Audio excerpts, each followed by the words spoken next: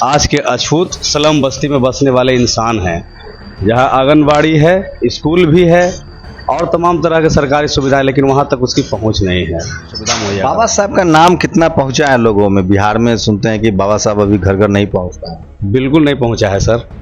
हम तो इसीलिए एजुकेशन का नाम दिए हैं संविधान शिक्षा केंद्र। मेरे साथ कुछ खास मेहमान हैं। ये समाज के उस तबके से आते हैं जिसको जाति के नाम पर पढ़ने लिखने नहीं दिया गया, लेकिन आज़ादी के 75 साल बाद चीज़ें बहुत बदली है और इसी से लोगों के पेट में दर्द हो रहा है। वो लोग हैं जो अब स्कूल कॉलेज जाने लगे हैं, लेकिन आप देखे हैं किस तरह से देख ही रहे हैं कि राजस्थान में स्कूल जाने पर हत्याएं हो जा रही है।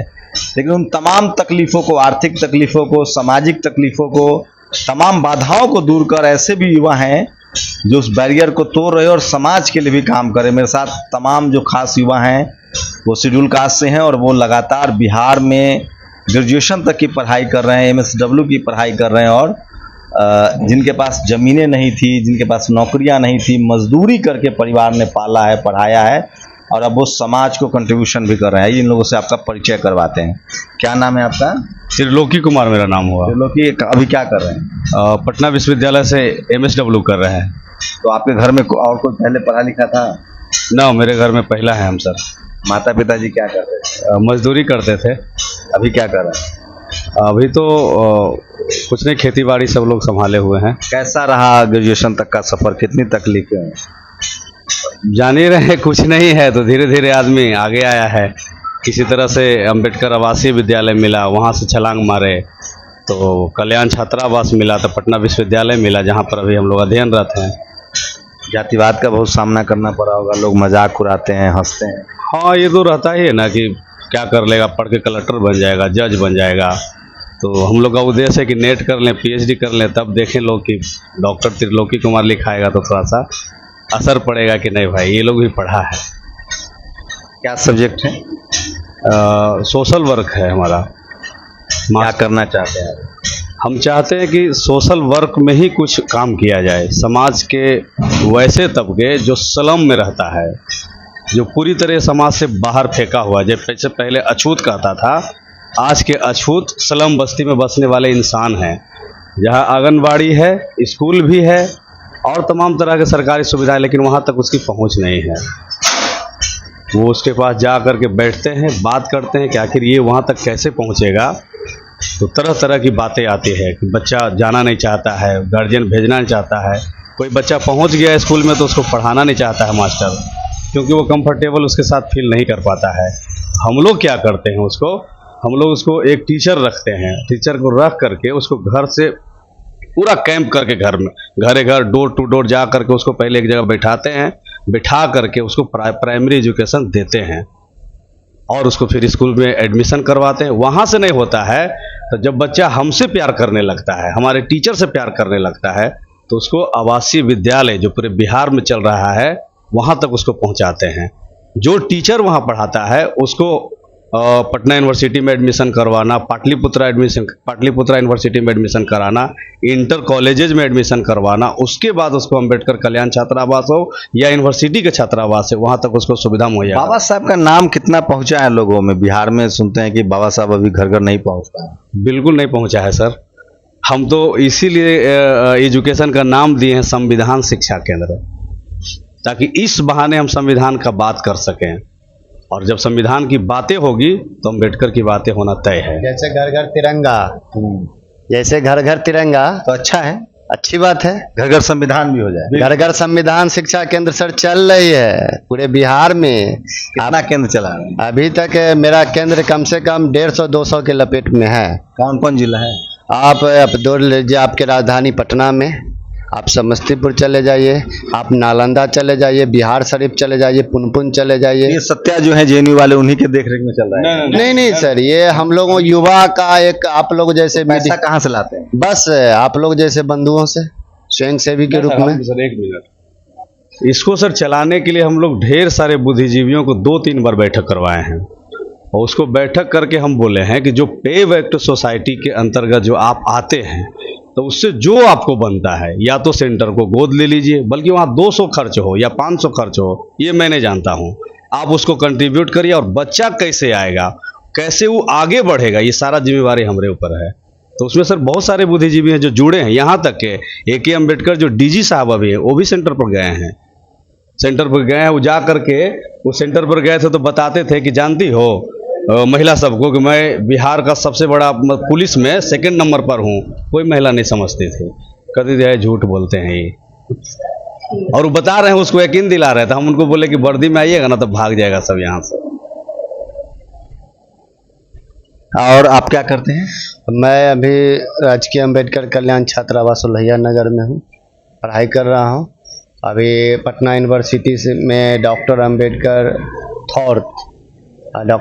चेयर न्यू बुद्धिज्म का कोर्स चल रहा है। उसमें हम लोग एग्ज़ाम इस बार दिए हैं। बाबा साहब पर जो कोर्स हो रही पहली बार, बड़ी खुशी की बात है। उसके अभी प्रोफेसर सीमा मैम हैं, फुले सर हैं, और हम लोग सभी छात्र अभी वहाँ कर रहे हैं। और PG अभी फाइनल हो गया हमारा। डॉक्टर अम्बेडकर थॉट अभी हम लोग का चल रहा है पटना। आगे क्या करना चाहते हैं? आगे एक अच्छा सामाजिक न्याय के लिए, लड़ाई के लिए हम लोग आगे बढ़ सकते हैं। और भी आगे पढ़ने की इच्छा है, PhD करने की इच्छा है। आप लोगों को देखा, बिहार से नेशनल दस्तक को मैंने देखते हैं हम लोग। अरे भैया, हम लोग कब से हैं, आपका गांधी मैदान में प्रोग्राम हुआ था, हर जगह। और पहला बिहार की धरती के आप ऐसे लाल हैं जो नेशनल, आपका चैनल का बात नेशनल दस्तक, मतलब जैसे है ना कि गांव का लड़का जिला तक जाने में देखने के शर्माता है। जिला से राज्य कैसा होता है, आपने राज्य का पाल कर दिया नेशनल, इंटरनेशनल न्यूज आपका बन चुका है। हम इंटरनेशनल लड़ाई है ना, वो काफी बेहतरीन लगता है कि कितना हूँ आप पर झाँव कर रहे हैं, वो आप अपने सवाल पे अड़ेंगे हैं। हाँ बोलिए ना भाई, क्या बात है, बोलिए ना भाई, क्या बात है। कैसे युवा आ गया, ये क्या करता है, क्या नाम है तुम्हारा, कैसे चला है झंडा लेकर के, पटाता है। हाँ, लोग लगता है जैसे कि अब पकड़ लेगा, अब मार हो जाएगा, अब लगता है।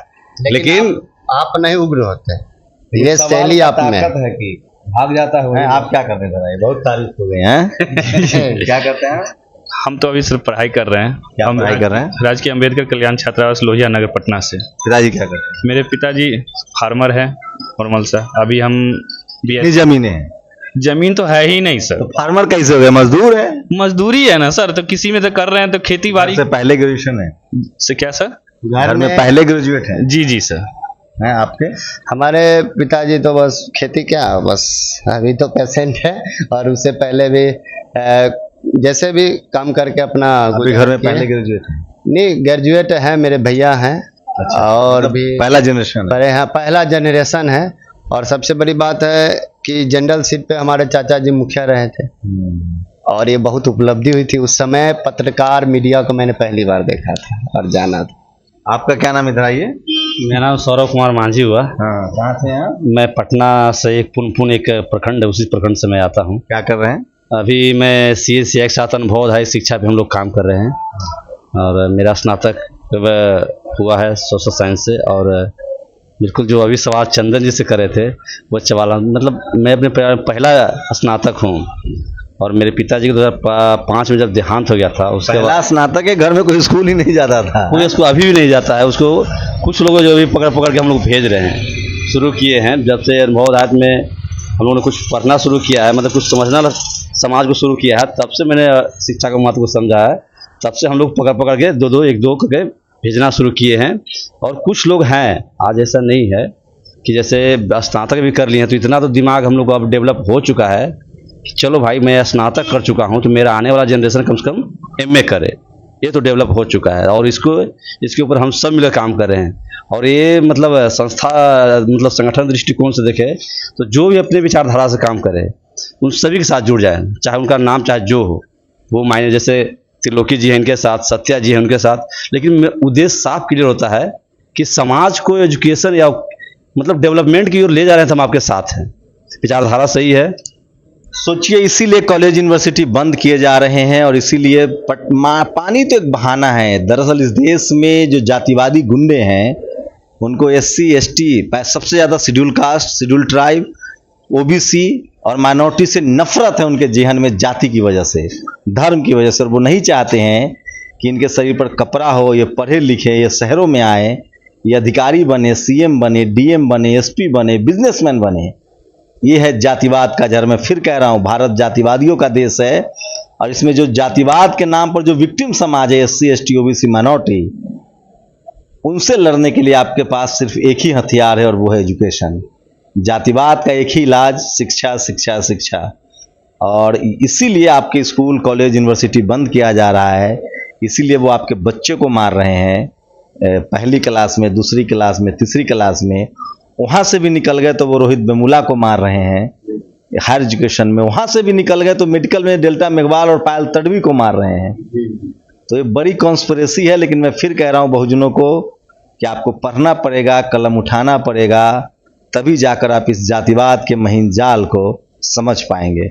मैं बिहार की धरती पर हूँ। लालू प्रसाद यादव की एक लाइन याद आती है, बहुत पहले उन्होंने कहा था कि मकरजाल है, जातिवाद जो है मकरजाल है, ये तभी टूटेगा जब स्कूल जाओगे।